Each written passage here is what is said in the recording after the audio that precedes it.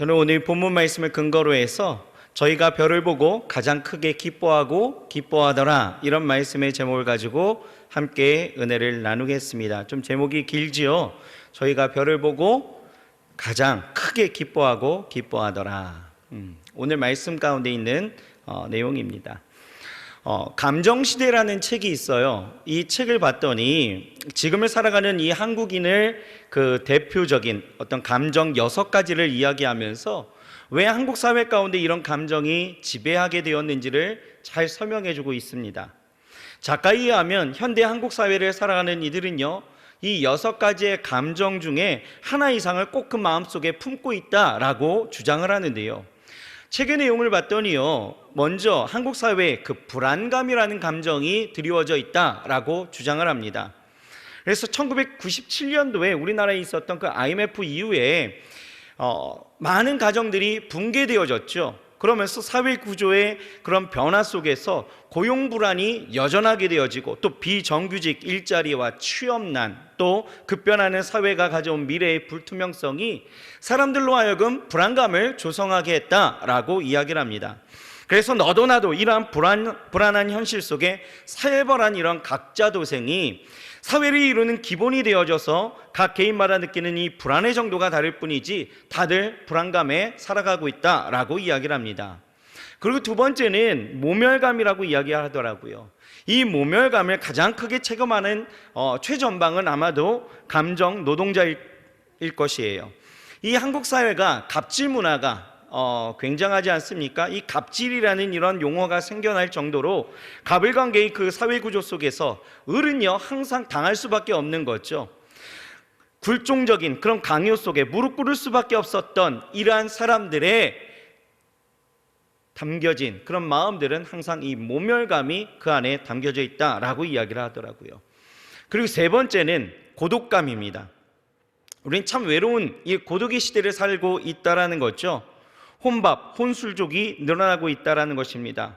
세계 최고의 인터넷 속도를 자랑하고 있는 이 한국 사회, 그런데 언제든 이런 연락을 주고받을 수 있는 이 태블릿 또는 이 스마트폰의 그 활성화가 모두를 다 연결하고 그렇게 서로의 어떤 구조를 이루게 되어지면서 이러한 외로움, 어떤 고독감이라는 것은 어떤 비현실적인 잣대라라고 생각하겠지만, 우리의 생각과는 달리요 한국 사회 가운데 이 1인 가구의 증가 속도는 세계 최고다라는 것입니다. 거기에 가족과의 접촉 빈도는 OECD 국가 중에 절반 수준이라고 이야기를 하는 거예요. 또 OECD 국가 34개국 중에 이 공동체 생활로 이 위안을 얻고 이 정체성을 도움을 받는다라고 이야기하는 이 공동체 지수가 34개 나라 중에 33위에 거의 꼴찌에 근접한 그러한 수치를 보이고 있다라고 이야기를 합니다. 혼자 먹어도 어색하지 않는 식당이 늘어나고 있죠. 술집이 늘어납니다. 함께 차를 마시고 이야기하는 공간이었던 이 카페는요 어느덧 홀로 시간을 보내는 것이 자연스러워졌습니다. 다른 사람과의 그 관계를 맺고 살아가는 것이 이제는 오히려 귀찮다 여겨지는 거예요. 여러 가지 신경 쓸 것도 많고 거기에서 오는 상처도 만만치 않으니 혼자인 게 좋다라고 생각하는 사람들이 점점 많아지고 있다는 거죠. 그래서 시간과 정성을 들여서 관계를 맺는다는 것, 이것은 무의미한 일이다라고 주장을 합니다. 그래서 결혼도 포기하는 세대가 늘어나는 것이죠. 그리고 네 번째는요 좌절감입니다. 옛날 라떼는, 제 때는요 개천에서 욕 넣는다라는 이야기가 이 말이 어느 정도 통하는 시대였습니다. 하지만 지금은 어때요? 부모의 재력이나 사회적인 어떤 지위에 따라서 기회나 가능성까지 나뉘는 현실이 되어져서 출신과 수저가 금이냐 흙이냐에 따라서 금은 뭘 해도 금인 거고요, 흙은 끝까지 흙일 수밖에 없는 절망의 시대를 살고 있다 생각합니다. 그러니 희망은 안 보이고 막막하기까지 하는 거죠. 아무리 긍정의 힘으로 뭐라도 해보려고 노력하지만 열심히 하면 할수록 힘 빠지고 자괴감마저 든다라는 것입니다. 이제는 작은 것부터 시작하고 성취하려는 시도보다 갑자기 인생을 180도 바꿀 수 있는 것에 투자하는 것이 우리의 성향이 되어졌죠. 그것에 매달리는 기현상이 우리가 보고 있는, 그리고 우리가 지금 겪고 있는 시대의 모습이다라는 것이죠. 좌절감, 우리 안에 얼마든지 일어나는 모습들입니다. 그러면서 더불어 찾아오는 것이 뭐예요? 상실감이라는 거예요. 또 이런 현실 속에서 자존감이 무너진 채 삶을 힘겹게 살아가면서 그래도 내가 책임져야 되겠다라는 어떤 책임의식 가운데 무한정 것을 또 내가 가지려고 하는 그러한 마음 가운데에서 죄책감마저도 우리의 삶을 지배하고 있다라고 이야기를 하는 것입니다. 그런데요, 세상을 이렇게 6가지의 감정을 가지고 이 대한민국 사회를 본다라면 참 암울합니다. 어둡죠. 무섭습니다. 그런데요, 세상을 꼭 이렇게만 해석하고 이렇게 인식하여 볼 일인가라는 것입니다. 세상을 꼭 그렇게 볼 것은 아니다라는 거죠. 여러분, 감정이라는 것은 나의 선택이에요. 마치 프리즘과 같은 거죠. 빨간 선글라스를 끼면 세상은 다 빨갛게 보이는 거고요, 파란 선글라스를 쓰면 세상이 다 파랗게 보이는 거예요. 불편하게 세상을 보면 세상이 다 불편해 보이는 거죠. 스카펙이라는 사람이 있는데 아직도 가야 할 길이라는 책을 보면 이렇게 쓰여져 있더라고요. 감정은 노예이며 우리가 그 주인이다, 이렇게 주장합니다. 다시 말해서 감정은 나의 생각과 태도와 믿음의 결과라는 것입니다. 생각해 보세요. 거리에 누워있는 이 노숙자를 우리가 바라보면서 다 똑같은 감정을 가지진 않는다라는 거죠. 사람마다 다 달라요. 어떤 사람은 어떻습니까? 인생을 어떻게 도대체 어떻게 저렇게 살았길래 하면서 구구절절 비난의 소리를 높이는 사람들이 있는가 반면에, 또 어떤 사람은요, 그 노숙자를 바라보면서 참 하나님의 은혜가 없었다라면 나도 저런 사람이 됐을 텐데 라고 하면서 감사한 감정을 가지는 사람들도 있다라는 거예요.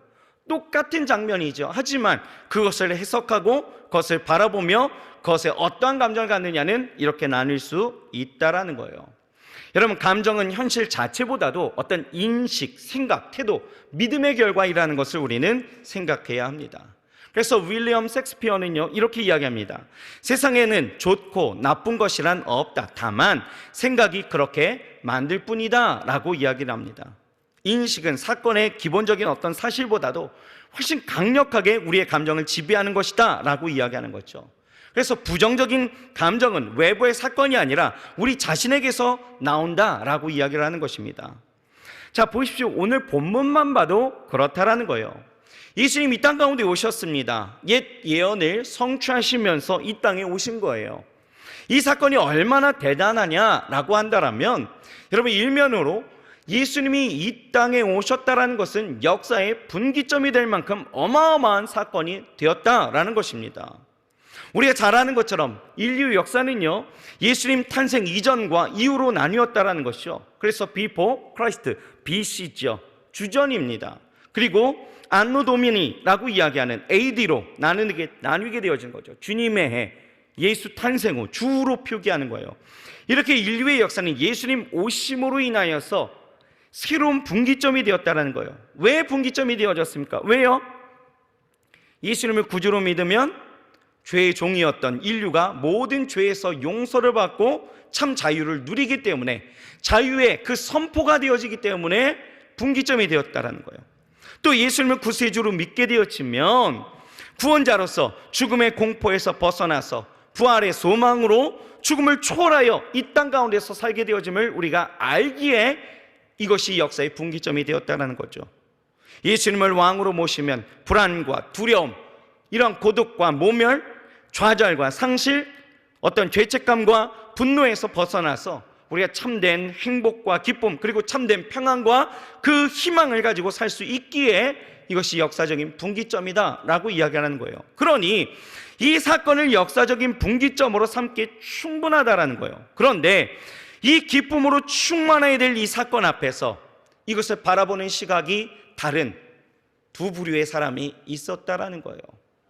자, 첫 번째는 어떤 사람들이었습니까? 예수님의 탄생하심에 기뻐하지 못했던 사람들이었죠. 그들은 어떤 사람이었습니까? 자, 오늘 성경 말씀에 보면은 아주 유명한 한 인물이 등장하죠. 누굽니까? 바로 헤롯입니다. 헤롯. 첫째는 이런 헤롯 같은 사람이었다라는 것이에요.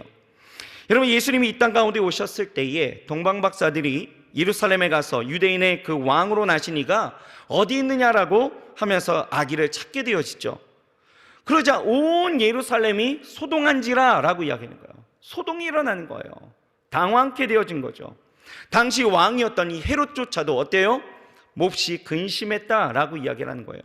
그래서 오늘 본문은 아니지만 13절을 보면 이렇게 나와 있어요. 같이 한번 읽어볼까요? 자, 시작. 저희가 떠난 후에 주의 사자가 요셉에게 현몽하여 가로되 헤롯이 아기를 찾아 뭐 했어요?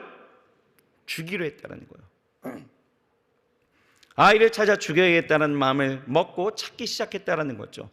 그리고 16절을 보면 어떻습니까? 같이 한번 읽어볼까요? 시작. 이에 헤롯이 박사들에게 속은 줄을 알고 심히 노하여 사람들을 보내어 베들레헴과 그 모든 지경 안에 있는 산의 아이를 박사들에게 자세히 알아본 그때를 표준하여 2살부터 그 아래로 다 뭐 했어요? 죽였습니다. 여러분, 이 기쁨의 굉장한 역사의 분기점이 될 만큼 아주 중요한 이 사건 앞에서 이 헤롯이 가졌던 이 감정은 어떻습니까? 몹시 근심하여서, 그것이 근심했다라는 것으로만 끝난 것이 아니라 행동으로 나타나죠. 어떻게 해요? 죽여야 되겠다라는 생각을 갖게 되어지고 그것을 실천하게 되어집니다. 여러분, 왜 이같이 끔찍한 일들을 자행했을까? 왜요? 불안감입니다. 불안감. 왜 그렇습니까? 자기 자리를 빼앗길 것 같은 불안감이 있죠. 왜요? 여러분, 이 헤롯이요, 이 왕에 이르기까지, 분봉왕에 이르기까지, 그리고 그 자리를 유지하려고 그가 했던 일을 보면 이 기쁜 소식이 전해졌음에도 불구하고 기뻐하지 못하고 끔찍한 일을 했는지를 우리는 알 수가 있어요. 자, 여러분, 이 헤롯이 누구냐면요, 원래 에돔 사람이었습니다. 그런데 이 사람은요, 돈을 주고 권력은 산 사람이에요. 그래서 그는 유대 왕으로서 당대 최고의 통치자의 자리에 오르게 되어졌는데, 이 헤롯이요, 유대 왕으로 있을 동안에 로마의 황제 또 유대의 총독들이 몇 번씩 바뀌었음에도 불구하고 이 헤롯은 바뀌지 않았습니다. 그만큼 그 자리를 지키려는 온갖 노력과 수고가 그에게 있었고, 이 헤롯은요, 국제정세에 매우 밝았고 처세술이 굉장히 뛰어났던 사람이에요. 그래서 그 처세술의 극치가 어떻습니까? 유대인들에게 환심을 사기 위해서 예루살렘 성전을 건축하게 되어지죠. 그만큼 사람들의 이목, 그리고 사람들의 그 관심, 어떤 관종적인 그런 모습들이 이 헤롯에게 있었다라는 거예요. 그는요, 권력욕이 대단했습니다. 권력에 대한 욕심이 당시 유대인들 사이에 큰 영향을 끼쳤던 이 제사장 가문이었던 하스모니아 가문에 속한 사람들을 다 처형해 버리는 거예요. 사람들에게 인기가 있다 싶으면 다 죽여버리는 거예요. 그뿐만 아니에요. 옛날 권력자들이 다 그랬던 것처럼 그는요, 10명의 아내가 있었어요. 그런데 첫째 부인이었던 첫 아들, 그리고 둘째 부인의 두 아들을 다 죽여버렸습니다. 그리고 장모님도 죽였어요. 그들이 제명이 뭐였을까요? 다 영모였습니다. 다 죽이는 거예요. 그냥 자기의 그 자리를 위협할 만한 어떤 존재가 그 존재감을 드러내기 시작하면 죽여버리는 거예요. 그뿐 아니에요. 오늘 본문에서 보여주는 것 같이 2살 아래 그 유아들을 비참하게 다 살해해버립니다. 오죽하면 당시 속담에 이런 말이 있었대요. 헤롯의 왕자보다는 헤롯의 돼지가 더 행복하다. 이런 말이 생겨날 정도였습니다. 또 그 당시 유대의 종교 지도자였던 이 아리스토 블루가 있었는데, 이 아리스토 블루는요, 대제사장이었습니다. 그가 대제사장이 되어졌을 때 오순절 행사 가운데에서 사람들이요, 그를 막 환호하기 시작하는 거예요. 여러분들 이제 어느 정도 예상이 되죠? 사람들이 환호합니다. 이 아리스토 블루에 대해서. 그러자 헤롯이요, 이 아리스토 블루를 초청하는 거예요. 그리고 파티를 엽니다. 그런데 그날이요, 굉장히 무더웠어요. 그래서 목욕 파티를 벌이게 되어졌는데, 이때 헤롯이요, 부활을 시켜서 장난처럼 대제사장의 머리를 물속으로 쳐박아서 익사할 때까지 놓아주지 않았다라는 거예요. 그런데요, 이 둘의 관계는 뭔지 아십니까? 둘의 관계는요, 가족 관계였어요.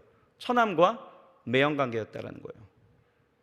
이렇게 자그마한 것 하나도 눈의 가시처럼 생각했던 이 헤롯에게 동방박사들이 지금 오게 되어졌죠. 그리고 하는 말이 유대에서 나신 이가 여기 있다라는 거예요. 어디 있느냐 찾게 되어지는 거죠.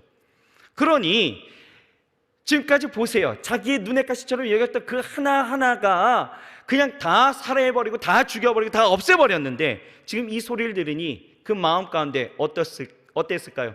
분탕질이 일어나기 시작하는 거죠. 여러분, 예수님을 왕으로 인정하지 아니하니까 어떤 일이 있습니까? 부정적으로 기뻐할 수가 없었다라는 거예요. 그런데요, 오늘날도 마찬가지입니다. 여러분, 자신이 왕이 되고 있는 사람이 얼마나 많이 있습니까? 생명도 내 것이요, 지금까지 살아온 모든 순간 가운데 그 역사와 그 모든 능력과 그 힘과 그 일궈낸 결과물들이, 그리고 내 힘으로 이제 앞으로 더 폼나고 멋있게 살아야 된다라고 생각하는, 그래서 자신을 왕이라고 생각하는 사람들 얼마나 많이 있습니까? 이런 사람에게 예수님이 왕이시라고 한들 저들이 인정할까요? 헤롯과 같이 저들이 인정하지 않는다라는 거죠. 못하는 거예요. 아니, 안 하는 거죠. 왜요? 예수님을 왕으로 인정하면 자기 주권이 상실되어지는 것처럼 느껴지는 거예요. 예수님을 왕으로 모시면 자기가 자유롭지 못하다라고 생각하는 거죠. 즐길 것을, 이 세상에 즐길 것을 다 즐기지 못한다라고 이야기하는 거예요. 마음대로 살 수 없다라고 생각하는 거죠. 그러니 이 성탄의 이 기쁜 소식이 들림에도 이런 사람들은 진정으로 기뻐할 수가 없는 거예요.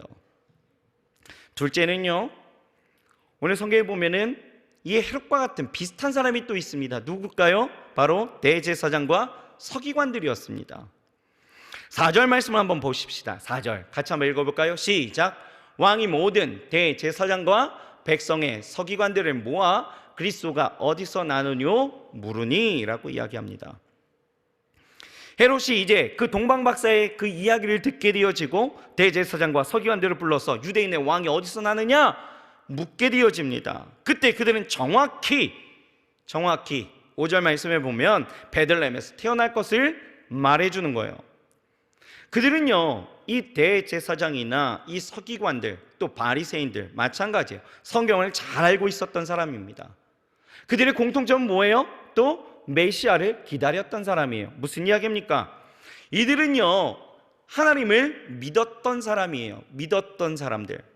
그런데 헤롯의 의도를 잘 알아요. 헤롯이 어떤 성향의 사람인지를 잘 알아요. 그런데요, 지금 이 사람들이 뭐 했어요? 예수님이 나실 곳을 정확하게 베들레헴이라고 가르쳐준 사람들이 이 사람들이에요. 그렇다면 이들의 모습을 보면 이들이 정말 예수님 오심을 이들은 기뻐했을까? 아니다라는 거죠. 만약 그들이 유대인의 왕으로 오실 예수님을 기뻐했다라면 헤롯에게 이렇게 고자질하지 못했다라는 것입니다. 그래서 이런 사람들을 우리는 뭐라고 이야기하느냐? 어렵게 이야기하면 이신론자이다 이렇게 이야기를 합니다. 여러분, 헤롯이 무신론자라고 이야기한다면 이러한 대제사장이나 또는 바리새인들 또 서기관들을 뭐라고 이야기해요? 이신론자 이렇게 이야기합니다. 여러분, 이신론자가 뭔지 아십니까? 이신론자는 이런 특징을 갖고 있는 거죠. 하나님에 대한 지식을 갖고 있어요. 알고 있습니다. 믿는 것 같아요. 하지만 그 신앙은 이 땅에서 잘 먹고 잘 살기 위한 수단에 불과한 것이죠. 그냥 예수님, 하나님 이런 분이 계심을 믿어요. 하지만 그분은 누구를 위해서? 나의 안위와 나의 평강과 내가 잘 먹고 잘 살기 위한 도깨비망망이쯤으로 생각하는 사람들이죠. 내가 필요하면 찾고 필요 없으면 그냥 아는 것으로 불과한 그러한 존재로 생각하는 거예요. 이것이 바로 이신론자이다라는 것이죠. 여러분, 이런 이신론자는요, 비판적 이신론자와 또 실천적 이신론자로 구분할 수가 있는데, 여러분, 비판적 이신론자는 누구냐? 여러분, 예수님은 믿는 것 같아요. 하지만 자신이 가지고 있는 그 신앙 지식으로 오히려 믿는 사람들을 정죄하고 비판하는 사람들이 비판적 이신론자들이에요. 본문에 보면 누구와 같아요? 바리새인들이었죠. 바리새인들, 자기가 갖고 있었던 어떤 지식적인 것을 가지고 그것을 행하던 예수님을 항상 쫓아다니면서 이것을 어떻게 되겠습니까? 이것을 어떻게 되겠습니까? 예수님을 어떻게든 시험에 들게 하려고 그 올무를 치려고 했던, 그러면서 비판하고 정죄했던 사람들, 이런 사람들이 비판적 이신론자이죠. 이런 사람들이 오늘날에도 굉장히 많이 있습니다. 교회에 다녀요. 그리고 예배도 같이 드리고 있어요. 공동체에 속해 있어요. 그러면서 이야기하죠. 교회가 뭐 이래? 목사님이 왜 저래? 공동체가 뭐 이래? 난 이렇게 신앙생활 안 해봤는데, 신앙생활은 이런 건데 라고 이야기하는 거예요. 정죄하죠. 여러분, 아닙니다.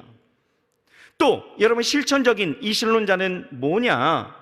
비판하거나 정죄하지는 않아요. 하지만 자신의 삶의 행동이 전혀 예수 믿는 사람 같지 않게 행동하고 말하는 사람들을 이야기하는 것입니다. 쉽게 말해서 다른 이로 하여금, 내 행동을 통하여 다른 이로 하여금 시험 들게 하고 믿음에서 떠나게 만드는 사람들이 실천적 이신론자입니다. 이런 사람들 보세요. 성경 굉장히 잘 알고 있습니다. 어떤 사람은요, 신학교도 다녔대요. 자기는 모태신앙이래요. 자기 아버지 어머니가 교회에서 직분을 맡고 있대요. 왕년에 자신도 이런저런 성경 공부 다 해봤대요. 양육 다 받아봤답니다. 제자훈련 다 받아봤대요. 그런데 문제는 뭐예요? 생활은 엉망이다라는 거죠. 실천력이 없다라는 거예요. 아는 것에 그친 거죠. 이런 사람들은 성경에서는 뭐라고 이야기합니까? 가라지라고 표현하고 있다는 거예요. 이런 사람들 또한 뭐예요? 기쁨이 없습니다. 신앙생활 100날, 1000날에도 그 신앙생활 하는 그 참된 기쁨과 만족을 모르는 거죠. 예수님, 정말 왕 되신 예수님 한 분만으로 기뻐하는 그런 예수님을 믿는 그 기쁨이 그 삶이나 또 그 신앙 가운데 나타나지 않습니다. 왜요? 왜? 예수님을 진정으로 그 마음 가운데 왕으로 인정하지 않기 때문이죠. 차지도 덥지도 않는 그냥 미지근한 상태, 그냥 쭉 가면서 난 잘 믿고 있어 라고 착각하고 있다는 거예요. 여러분, 아는 것 중요해요. 왜요? 여러분, 예수님을 많이 알아야, 하나님을 많이 알아야 아는 만큼 우리가 더 깊이 사랑할 수 있습니다. 그렇죠? 아는 만큼 더 깊이 사랑할 수 있는 거예요. 하지만 그냥 아는 것으로 그친다라면 이것만큼 또 위험한 것도 없다라는 것입니다. 여러분, 우리가 잘 알고 있는 철학자 니체 들어보셨죠?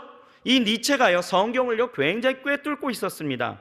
칼 막스, 샤르트르, 볼테르도요 성경을 잘 아는 사람이었어요. 그런데 니체가 뭐라고 이야기합니까? 신은 죽었다. 들어보셨죠? 신은 죽었다 이렇게 이야기해요. 샤르트르는요 신은 없다라고 이야기합니다. 그런데 그들의 삶의 말로가 어떻게 되는지 아십니까? 니체는요 말년에 미쳤습니다.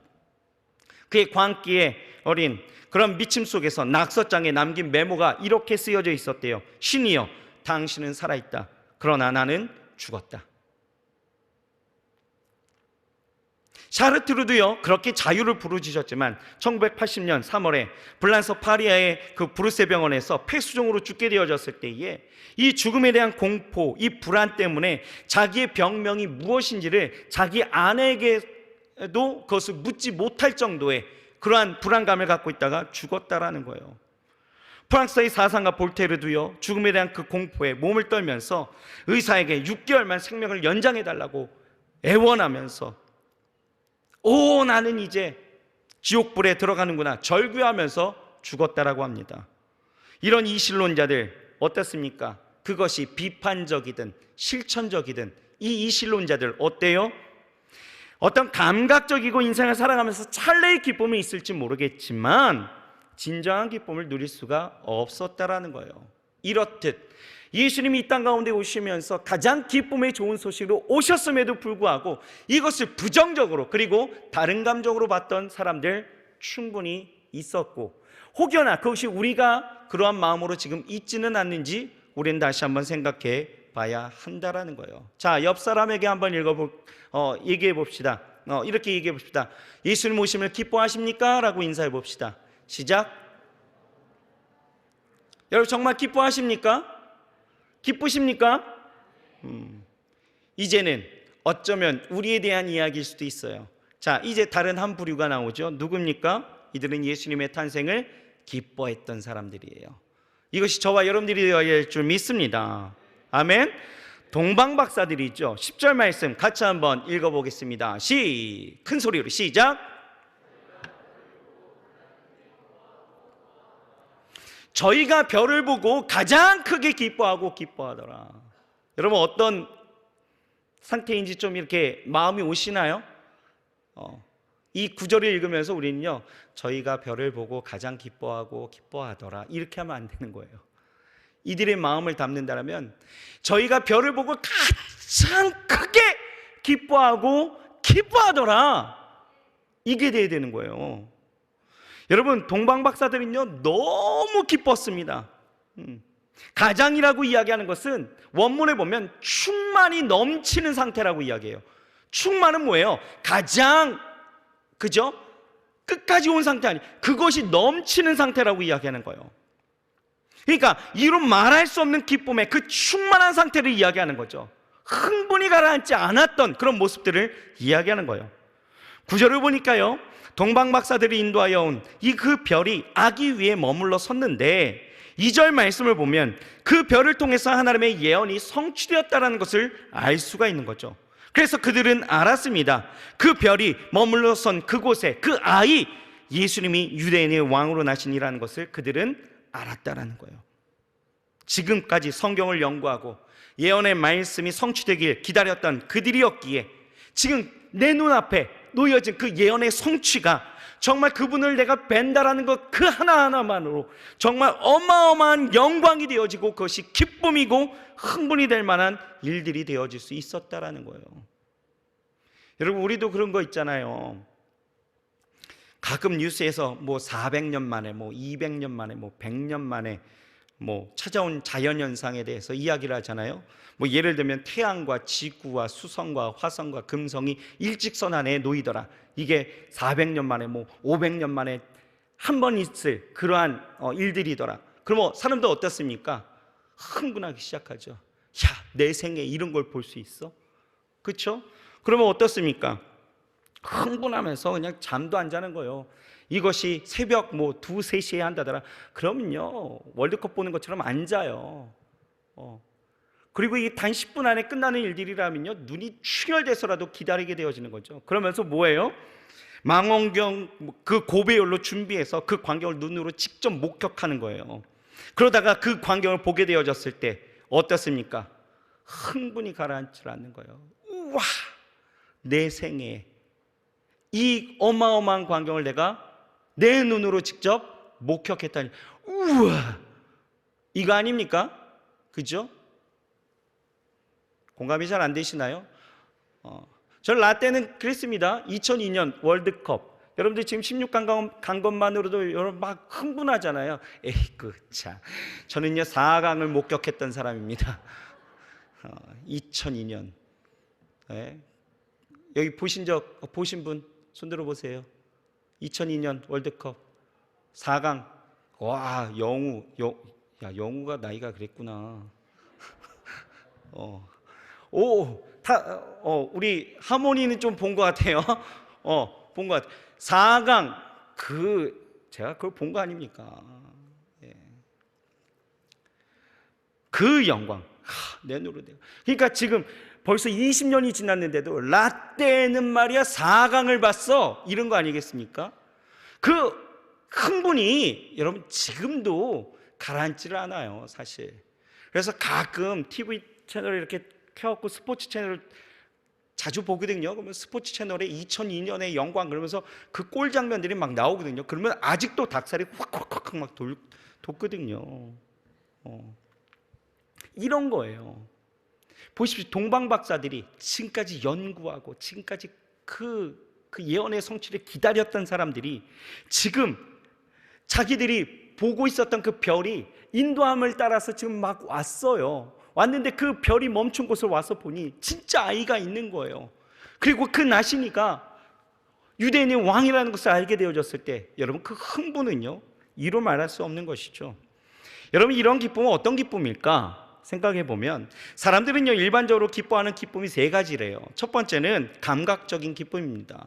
사람들은 감각적인 기쁨이 있죠. 말초신경을 자극해서 욕망이나 쾌락을 자극해서 나타나는 기쁨이 있습니다. 뭐 이런 거죠. 마약을 먹든지 술을 먹든지 도박을 하든지 어떤 성적 행위를 하든지 그런 것을 통해서 기쁨을 취하는 거죠. 근데 이런 기쁨은요 또 특징이 있습니다. 뭐예요? 잠시 순간의 기쁨이라는 거예요. 그 행위를 할 때에만 잠깐 있다 순간적으로 사라져 버리는 거죠. 그러니까 이것을 유지하려면 어떻게 돼요? 유지하려면 더 자극적인 것으로 자신의 욕망을 계속해서 건드려야 된다는 거예요. 강도 높은 파괴적인 방식으로 쾌락을 추구하는데, 그런데 또 하나의 특징 뭡니까? 결국 남는 건 허무함과 허망함밖에 없다라는 것입니다. 또 둘째는요, 성취를 통해서 얻는 기쁨도 있습니다. 뭐 부자가 되고 건강해지고 목표를 이루고 성공하고 승진하고 합격하고 명예를 얻고 뭐 이런 거죠. 성취를 통해서 얻는 기쁨. 그런데 사실 이런 기쁨들이 오래 가질 수가 없어요. 이것들이 없어지게 되어지면 어떻습니까? 어때요? 상실감, 슬픔, 이게 크게 다가오지 않거든요. 제가 그토록 바랬던 것이 20대 대학 1학년 때 정말 간절히 바랬던 것이, 제가 차를 사는 게 제 목표였습니다. 운전하는 걸 너무 좋아했거든요. 그래서 차를 사는 게 너무 바람이어서 어머님이 안 사주니까, 이 설교를 듣고 계실 텐데 안 사주시니까 제가 렌트를 해갖고 차를 타고 다니고 남의 차 얻어 타고 막 이랬었어요. 그러다가 이제 사역 시작하면서 차를 딱 갖게 되어졌는데, 그 성취감, 내가 그걸 가졌다라는 그 성취감이요, 저는요 하늘을 찌르면서 계속 될 줄 알았어요. 그런데 일주일 만에 누가 제 차를 다 긁어놨거든요. 그러면서 그 감동이 그냥 싹 사라져 버리는데, 여러분 그런 거죠. 오래 갈 수가 없습니다. 그런데요, 이 기쁨은요, 성취의 기쁨은요, 단점이 하나 있습니다. 뭐냐? 지나치면 윤리성마저도 사라진다라는 거예요. 남은 잘못되어도 나만 잘 되면 기쁜 거죠. 전쟁을 일으켜서 무수한 사람이 죽으면서도 자신이 승리했다라고 기뻐하는 것이 이런 기쁨이에요. 도둑이 도둑질 잘했다라고 기뻐하고, 사기꾼이 사기 잘 쳤다라고 기뻐하는 것, 이런 기쁨이 있죠. 그래서 이러한 기쁨은요, 동물적이고 파괴적인 어떤 과학적인 기쁨이라는 것입니다. 또 세 번째는요, 나누는 기쁨도 있더라고요. 자신의 것을 남에게 베품을 통하여서 갖게 되어지는 기쁨. 이 기쁨이 우리 청년들에게 넘쳐나시길 주의 이름으로 축원합니다. 좀 나누세요. 자기의 것을 좀 나누는 거죠. 이런 기쁨은요, 나눌 때뿐만 아니라 그 후에도 오래 남는 그런 기쁨이 되어지는 거예요. 그런데 예수님은요, 우리에게 이런 기쁨을 주시고자 오신 것은 아니에요. 그렇죠? 예수님이 이 땅 가운데 오신 것은 정말 영원하고 강력한 기쁨을 우리에게 주셨다라는 것이죠. 그것이 바로 예수님을 왕으로 모시며 우리가 누릴 수 있는 기쁨이다라는 것입니다. 이 기쁨이 강력한 것은 내가 예수님을 왕으로 모시면요, 죽음에서 해방되어졌습니다. 그 해방의 기쁨을 만끽할 수 있는 거예요. 또 죄를 용서받는 그 기쁨을 누리게 되어지죠. 여러분, 당신은 죄인이 아닙니다 라고 하는 그 기쁨. TV에 보면은 가끔 그런 거 있잖아요. 재심 재판을 받아갖고 당신이 죄인이다 그래갖고 엮여갖고 참 오랜 세월 수감 생활을 하다가 세월이 지나서 정부가 바뀌고 뭐가 바뀌고 세월이 바뀌어서, 나 정말 억울한 면이 있어서 재심을 해야 되겠습니다 해서 재심 재판을 했는데 당신은 무죄요 라고 했을 때 이 사람이 겪는 그 기쁨은요, 이루 말할 수가 없는 거죠. 어마어마한 겁니다. 눈물을 흘리더라고요. 그런 거예요. 죄를 용서받는다라는 그 기쁨은 어마어마한 거죠. 또 하나님의 아들이 되는 기쁨, 그것을 누리고 복음으로 자유되어지는 그런 기쁨, 이런 기쁨, 여러분 인생의 근원적인 문제가 해결되어지는 기쁨, 이것이 우리에게 주시는 가장 강력한 기쁨이다라는 것입니다. 성경을 보면 이 기쁨은요, 죽음도 빼앗을 수가 없다라고 말씀하고 있는 거예요. 여러분, 이 기쁨을 누렸던 이 제자들의 모습을 한번 보십시오. 요한복음 20장 20절이에요. 같이 한번 보실까요? 시작. 이 말씀을 하시고 손과 옆구리를 보이시니 제자들이 주를 보고 기뻐하더라. 예수님을 만났더니, 그분이 왕이심에, 그 왕이신 예수님을 만나게 되어졌을 때, 부활하신 예수님을 만나게 되어졌을 때 이 강력한 기쁨이 그들에게 넘쳐나게 되어졌는데, 여러분 어떤지 아십니까? 사도행전을 보면 부활하신 주님을 만나서 그들의 삶이 어떻게 달라졌느냐? 그들이요, 예수님께 경배를 드린 후에 누가복음 24장 52절을 보면 기쁨이 넘쳐서 예루살렘으로 돌아갔다라고 이야기를 해요. 또 사도행전 2장 46절을 보면 날마다 마음을 같이해서 그들이 그 기쁨이 충만하게 어때요? 성전에 모이기를 힘쓰면서 집에서 떡을 떼면서 그 기쁨과 순전한 마음으로 음식을 먹었다. 기쁨으로 충만했다라는 거죠. 사도행전 8장 8절을 보면 그 성의 기쁨이 충만했다라고 기록하고 있고요. 사도행전 13장 52절을 보면 제자들이요 기쁨과 성령으로 충만했다라고 또 다시 한번 기록하고 있는 거예요. 또 사도행전 5장 41절이에요. 이거 한번 같이 한번 읽어볼까요? 시작. 사도들은 그 이름을 위하여 능욕받는 일에 합당한 자로 여기심을 기뻐하면서 공회 앞을 떠나가니. 무슨 얘기입니까? 지금 안디옥에서 쫓겨나가는 상황이에요. 쫓기는 그 상황 속에서도 뭐예요? 기쁨이 충만했대요. 희한하지 않습니까? 쫓기는 상황 속에서 위협되어지고 죽음의 그 그림자가 드리워지는 그런 상황 속에서도 기뻐했다. 능욕을 받아도 누가 손가락질하고 저주를 해도 기뻤다라는 거예요. 여러분 이게 이해가 가십니까? 빌립보서 2장 17절이에요. 같이 한번 읽어볼까요? 시작. 만일 너희 믿음의 재물과 봉사 위에 내가 나를 관자로 드릴지라도 나는 기뻐하고 너희 무리와 함께 기뻐하리니. 지금 바울과 실라는요 감옥에 갇혀 있는 상황이에요. 그런데 기뻐한대요. 바울은요 뭐라고 해요? 나를 관제로 드릴지라도, 내가 죽을지라도 난 기뻐한대요. 미친 거 아닙니까? 스데반은요 순교를 당하면서도 그 얼굴이 천사의 얼굴 같았다라는 거예요. 기쁨이 충만했죠.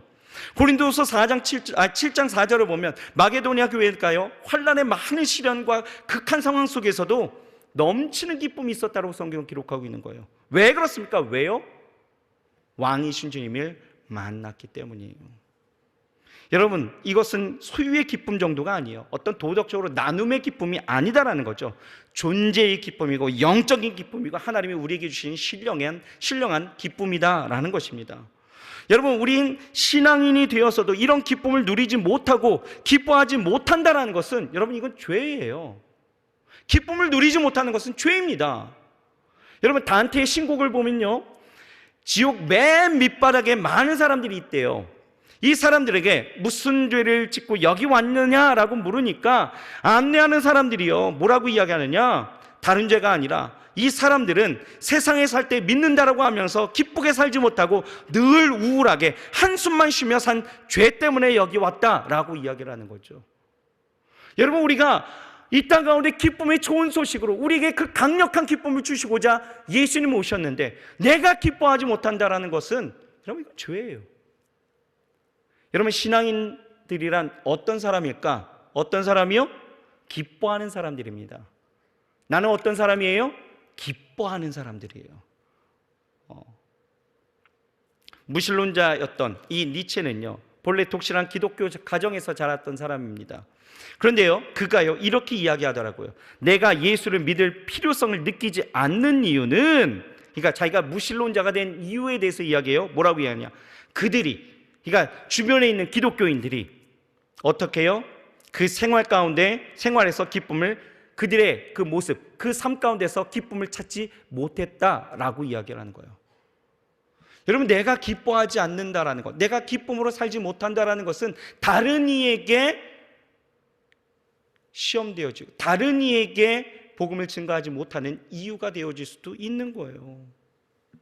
우리 신앙생활은요 참된 것을 주장하면서 날마다 하나님의 은혜 가운데 살아가야 되는데 여러분들은 지금 신앙생활을 하고 있을 때에 어떤 기쁨으로 충만하고 있습니까? 어떤 성취적인 기쁨? 어떤 말초신경을 자극하는 그런 기쁨? 어떤 기쁨? 나누는 기쁨? 어떤 기쁨입니까? 여러분 바라기는 이 강력한 하나님이 주시는 신령한 기쁨이 저와 여러분들에게 있어야 될 줄 믿습니다. 아멘. 바울은요 그래서 데살로니가 전서 5장 16절부터 18절에 우리 신앙인들이 가져야 될 3대 강령에 대해서 이야기하고 있어요. 첫 번째 뭡니까? 항상 기뻐하라. 항상 기뻐하라. 두 번째는 쉬지 말고 기도하라. 세 번째는 제일 먼저가 뭐예요? 항상 기뻐. 그냥 기뻐하라 아닙니다. 항상 기뻐하는 것이 우리의 삶이어야 한다라는 거예요. 여러분 성탄절이에요. 예수님으로 기쁨을 회복하는 은혜가 있기를 주의 이름으로 축원합니다. 괴로웠던 것, 슬프고 고달팠던 것, 2022년도에 어렵고 힘겨웠던 것 다 십자가에 묻어버리고 희망의 메시아, 기쁨으로 우리에게 오신 예수님을 바라보면서 하나님이 주시는 그 기쁨의 그 충만함들이 오늘 일어나시길 주의 이름으로 축원합니다. 그러면 우리는 이것을 어떻게 표현해야 될까요? 어떻게? 이게 중요하죠. 우리 표현해야 되는 방법이 있습니다. 자, 첫 번째는요, 이 동방박사들은요 3가지로 표현했어요. 첫 번째는 예수님께 엎드려 경배했다라는 거예요. 경배해야 합니다. 여러분, 이 동방박사들은요 예수님을 진정으로 메시아로 경배했다라는 거죠. 2절 말씀 같이 한번 읽어볼까요? 시작. 유대인의 왕으로 나신 이가 어디 계시뇨? 우리가 동방에서 그의 별을 보고 뭐 하러 왔어요? 경배하러 왔노니. 우리가 왕으로 오신 예수 그리스도를 맞아들일 때에 우리가 표현할 수 있는 것은 무엇입니까? 경배입니다. 여러분, 크리스마스란 바로 그런 거죠. 크리스마스가 뭐예요? 그리스도를 미사, 그러니까 하나님 앞에 예배하는 것, 그리스도께 경배하는 날이 있죠. 여러분, 연인에게 선물 주고요 산타가 주는 선물을 다른 이들로 대신 받는 날 아닙니다. 현대인들은요 점점 이 성탄절에서 예수 지우기를 시도하고 있다는 거예요. 2000년대 들어서면서 미국에서는 어떤 일들이 있는 줄 아십니까? 종교적 색채가 드러나는 이 메리 크리스마스 대신에 용어를 바꿔버렸어요. 해피 홀리데이스라고 바꿔버렸습니다. 우리 지금 메리 크리스마스 이렇게 인사했잖아요. 그런데 미국에서 어떻게 시도하고 있느냐? 해피 홀리데이스라고 이야기하고 있답니다. 여러분, 예수님 없는 성탄절 아무 의미 없습니다. 성탄절은요 우리의 왕 되시고 우리의 구세주가 되시는 예수님께 경배하는 날입니다. 그 중심이 무너지면 안 된다라는 거예요. 동방박사, 그들은 예수님께 나와서 자신의 소원을 빈 것 아니에요. 자신의 어떤 안위와 또 명예와 인생의 잘됨을 바라보면서 어떻게든 잘 보이려고 요셉과 마리아에게 눈도장 찍으려고 그곳에 온 것이 아니다라는 거예요. 경배하러 왔다라는 것. 여러분, 우리가 하나님 앞에 그분을 왕으로 섬기며 인정한다라면 우리가 해야 될 것은 날마다 주 앞에 예배함입니다. 주를 경배하는 삶이죠. 주일이니까 예배를 해야 뭐 내 마음에 평안이 오니까 끼름직하지 않으니까 예배하면 하나님이 돌봐주실 거니까 예배하면 내 마음의 소원을 하나님이 다 이루어 아닙니다. 예수님은 우리의 왕이시니 우리는 그 자체로 경배해야 하는 것입니다. 여러분, 왕 대신 예수님으로 기뻐하는 사람은요 왕 대신 하나님 앞에 예수님께 예배로서 그 기쁨을 표현할 수 있어야 되는 거예요. 그러니 여러분, 예배당 나오실 때에 내가 오늘 기도하면서 하나님이 나에게 이렇게 해주시겠지, 여러분 그런 마음도 있어야 되겠지만 무엇보다도 내가 하나님 앞에 경배하는, 왕 대신 하나님 앞에 내 삶을 드린다라는 그 경배의식, 예배의식을 우리는 중심을 가지고 나올 수 있어야 되는 거예요. 그리고 이 동방박사들은요 그 기쁨을 어떻게 표현했어요?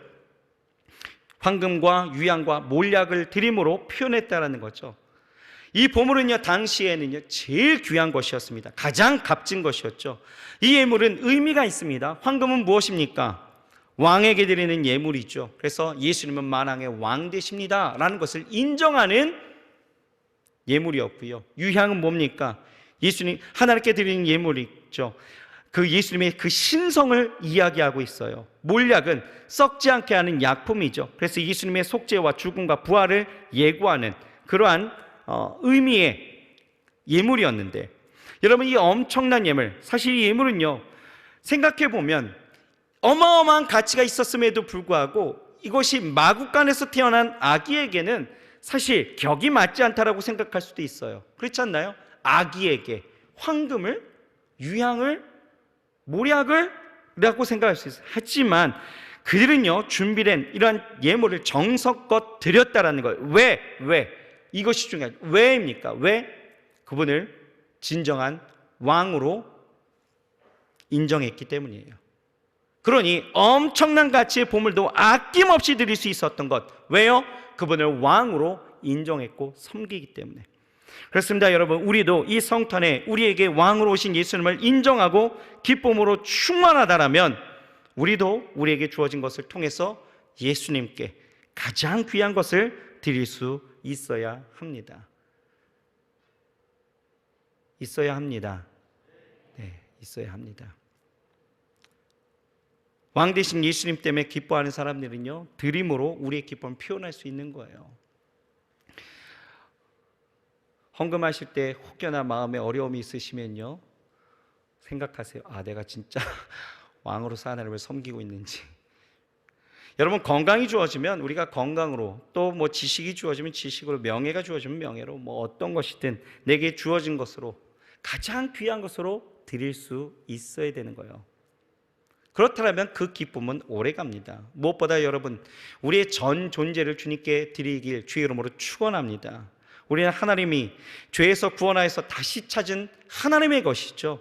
그렇기에 우리의 삶은 물론이고 우리의 생각, 우리의 선택, 우리의 시간, 우리의 계획까지도 하나님 앞에 드릴 수 있어야 되는 거예요.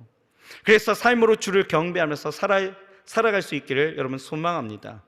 여러분, 우리 주님께 드리는 그 기쁨은요, 누구도 빼앗아갈 수 없는 그 주님이 주시는 그 기쁨이다라는 것, 결코 일시적인 기쁨이 아닙니다. 생을 다할 때까지 누릴 수 있는 기쁨인 줄 믿으시길 바랍니다. 혹여나 주님 앞에 내가 헌신하고 봉사할 때, 내 삶을 드리면서 하나님 앞에 나아갈 때 혹여나 지치고 기쁨이 없다고요? 왜 기쁨을 빼앗겼습니까? 왜요? 내 시간, 내 열정, 내 헌신이라고 하는 나에 대한 그 아이덴티티가 주님이 왕이시라는 그 본질보다도 지금 앞서기 때문에 그렇다라는 거예요. 여러분, 진정한 신앙인은 진짜 왕 되심을 인정하면서 드릴 수 있는 헌신하는, 그리고 그것을 기쁨으로 알 수 있는 사람들이다라는 것을 여러분 믿으시길 바랍니다. 마지막 셋째는 그들은 말씀을 따라서, 그 하나님의 말씀을 따라서, 지시에 따라서 살아갔다는, 순종했다라는 것이에요. 우리 그 하나님이 우리에게 주신 그 기쁨을 표현할 수 있는 길은 순종입니다. 순종. 꿈에, 오늘 성경 말씀에 뭐합니까? 헤롯에게로 돌아가지 말라라고 말씀하시죠. 8절 말씀을 봤더니 헤롯이 예수님을 만나면 자신도 자기도 경배하도록 꼭 알려달라고 이야기했는데, 이 동방 박사들 어떻게 합니까? 만약에 그에게 가게 되어지면 많은 이익을 얻을 수도 있고요, 뭐 호화로운 잔치에 참여할 수도 있고요, 상금도 받을 수도 있고요, 뭐 좋은 교통수단으로 다시 고국으로 돌아갈 수도 있었던 그러한 수단이 되어질 수 있었지만, 그들은요 헤롯에게로 돌아가지 않습니다. 왜요? 주의 말씀이 어떻게 해요? 그에게로 가지 말라라고 하신 그 뜻을 따랐다라는 거죠. 그렇습니다. 우리가 주님을 왕으로 모시는 사람들은 언제나 어떤 상황 속에서나 이익 계산하지 아니하고 그 삶 속에서 하나님 앞에 온전히 순종할 수 있는, 그 순종으로 우리의 기쁨을 표현할 수 있어야 된다라는 것입니다. 비록 이익도 없고 편리가 없고 어떠한 인간적인 기쁨이 없다 할지라도 여러분, 말씀을 붙들고 묵묵히 걸어가는 것, 이것이 우리가 하나님이 내게 주신 그 기쁨을 표현하는 우리의 삶의 길인 줄 믿으시길 바랍니다. 여러분, 말씀을 맺을까요? 여러분, 이 땅 가운데 기쁨으로 우리 주님 오셨습니다. 인정하시나요? 왕으로 오셨습니다. 인정하십니까? 그렇다면 이 기쁨의 날에 여러분, 세상 사람들이나 이슬론자들처럼 여러분 그렇게 기쁨 없이, 내 신앙 가운데 기쁨 없이 그렇게 살아가지 마시고요, 정말 우리의 삶 가운데 그 기쁨을 마음껏 여러분 표출하면서 살아가시기 주의 이름으로 축원합니다. 우리에게 그 영원한 기쁨, 내가 누릴 수 있을 만한 그 영원한 기쁨을 주신 예수님 앞에 여러분 예배하시고요, 우리의 삶을 순종하시고 내가 드릴 수 있는 가장 좋은 것으로 하나님 앞에 드리며 그 기쁨을 표현하면서 살아갈 수 있는 저와 여러분들이 되어야 할 줄 믿습니다. 예수님 오심에 다시 한번 우리 기뻐하면서 우리 모든 영광 우리 하나님 앞에 박수로 돌려드립시다. 할렐루야. 자, 기도하시겠습니다.